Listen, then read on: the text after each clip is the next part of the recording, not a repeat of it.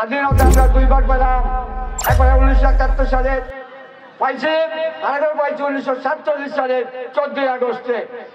সেখানে করেছি পাকিস্তানের সঙ্গে যুদ্ধ আপনারা করেছেন এবং এর করলে হাসিনার সঙ্গে যুদ্ধ।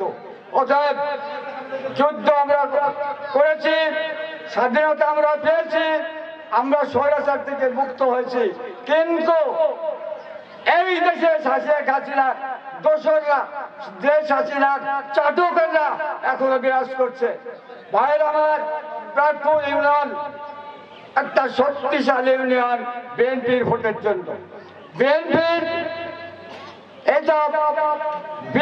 একটা ভোট ব্যাংক। অতএব আপনারা সচেতন হয়ে যাবেন, ওই সমস্ত দোসরগণা যাতে আমাদের সামনে, আমাদের কাছে বা আমাদের দেশকে আবার কোন স্বৈরাচারের হাতে তুলে না দেয়। নিজেরা যদি সাবধান নয়, নিজের ঘরে চোর ঢুকবে, চুরি করবে, আপনারা ঠিক পাবেন না। অতএব আমি বেশি কথা বলতে যাচ্ছি না, অনেক সময় আছে আমার নেতৃবৃন্দের কথা শুনেন। আমি বলতে চাচ্ছি যে আপনারা সজাগ হন। প্রাটপুর ইউনিয়ন দৌলতপুরের ভিতরে প্রচুর ভোট দেয়, ফার্স্ট হয়।